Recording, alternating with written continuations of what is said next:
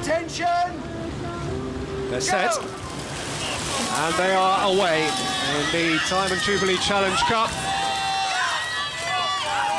With Gloucester Rowing Club on the Berkshire side, having won this in 2014, semi-finalists in 2013 out of the boat race Bristol Road, Gloucester, on the eastern bank of the River Severn, being challenged here by Sir William Borlase's grammar school in Marlow, which I drive past every morning on the way here. Gorgeous looking building just outside Marlow town centre. You can see the umpire here warning Borlase to get back onto station. They've been pushed off by the island, the stream coming off the island. You see Gloucester's got a strong start here. Borlase raced yesterday and had one of the toughest races that we saw. And Gloucester, this is Gloucester's first opportunity to race down the track during this regatta. And you can see as they're starting to get themselves down into race pace, cruise pace in the middle part, see Gloucester's just moving away, stroke by stroke, at the top of our picture. Well, this is a race, as I mentioned right at the start, without much of its own history, but insofar as it has some, Gloucester have a substantial part of it, as the defending champions, stroked by Flo Pickles, with Frances Russell, Charlotte Hodgkins-Byrne and Alice Bauer. Absolutely, and Gloucester, one of the seeded crews here in this event. Interestingly, the Diamond Jubilee was one of the hardest events to qualify into this year, so much so that regatta organisers increased the entry from 8 to 12. And many crews came into the qualifiers, and Borlase were one of those crews that selected through into the race. So it's great that they're here today. It's fantastic that they're up and demonstrating all the hard training that they've done. We need to be mindful that both these crews have been successful during the summer racing for schools, and here they all brought together in one type of boat. So it's amazing to see that the expertise and the skill that is coming through from our school system. Yes, it was evidence, as you might identify, yesterday when Borlase beat Warrington Rowing Club in a fabulous race by just half a length in a time of 7 minutes 43. Both crews, you can see a real neatness in their oars. Well drilled by their coaches. Lovely shot again from the sky coming down. And again, you know, if you'd be really picky, you'd start to see how in the Gloucester boat, slightly different angles as their oars come into the water. The coach tries very hard to set the athletes up with the position of their feet so they're all picking the boat up at exactly the same point.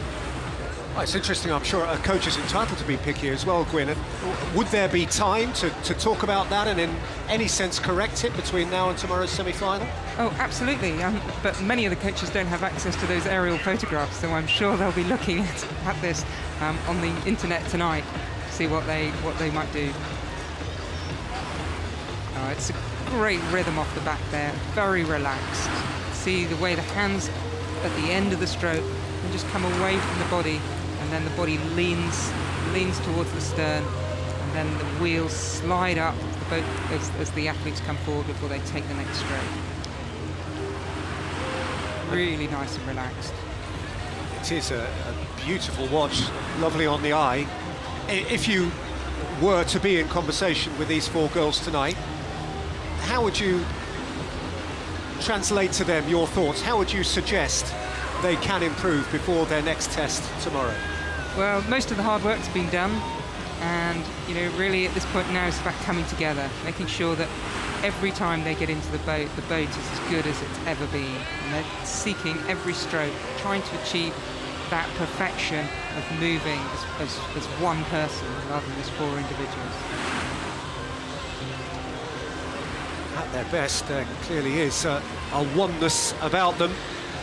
Alice Bauer there in the bow and going through the boat, Charlotte Hodgkins-Byrne, Frances Russell and Flo Pickles in the stroke seat.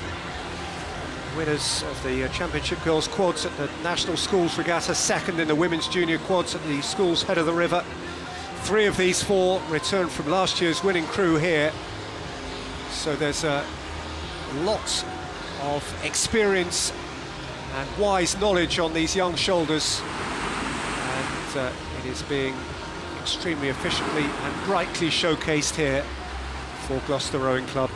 Absolutely. In Borlase again, we just had the aerial shot. There'd just be the steers person in the Borlase boat would just be picking up a little bit of wake off the Gloucester crew just ahead of them, which might be affecting their steering a little bit. But again, at this stage they'll have known that Gloucester are exactly where they are, and they'll be head into their boat. They'll be doing their race plan and making sure that come the end of the race they've given everything they have into the race. Gloucester are really letting that boat run out now, dropping that rate down, letting it run as they come up the slide. And the slide is where we have the seat has wheels on it, and the wheels are guided in the direction that don't fall out along two slides in the boat. Yes, there is a visible certainty about them.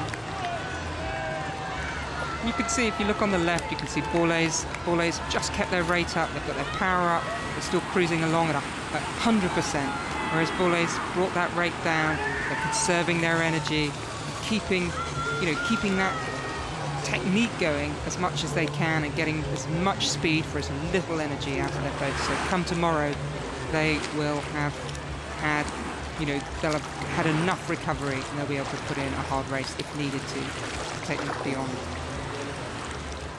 And I gather that Gloucester did set a new record to the barrier in this quarter-final. Their time was 2:06. Latimer Upper in 2013 recorded 2:07 to the barrier. So it shows you, albeit marginal, a notch up in terms of speed. I imagine that they won't necessarily break the overall record because they don't need to, but it shows the speed is there and available to them. Yeah, the conditions are fast today because the stream's low. In the early rounds, you tend to see the times to the barrier and the times to Forley get knocked through. But most crews will conserve their energy and not run 100% through the whole racetrack unless they need to. Borlase just out of shot now, and they'll be approaching in. Their crew will be taking it up. Here they go. They're giving everything they've got. They're sprinting through to that finish line. William Borlase letting the world know that they have something to offer. They've offered plenty, but it was not the match of the Gloucester Rowing Club, and the defending champions of the Diamond Jubilee Challenge Cup progress to the semi-finals in 2015, and they look mighty impressive. And Gloucester there, they'll be wishing their competitors well done. And then I'm sure that they'll be going into the tent, getting out of the heat and warming down, getting themselves ready for a race tomorrow. Which will be against either Latimer Upper or Y-Quad Cities RA USA, who raced right at the end of the programme today, 7:10.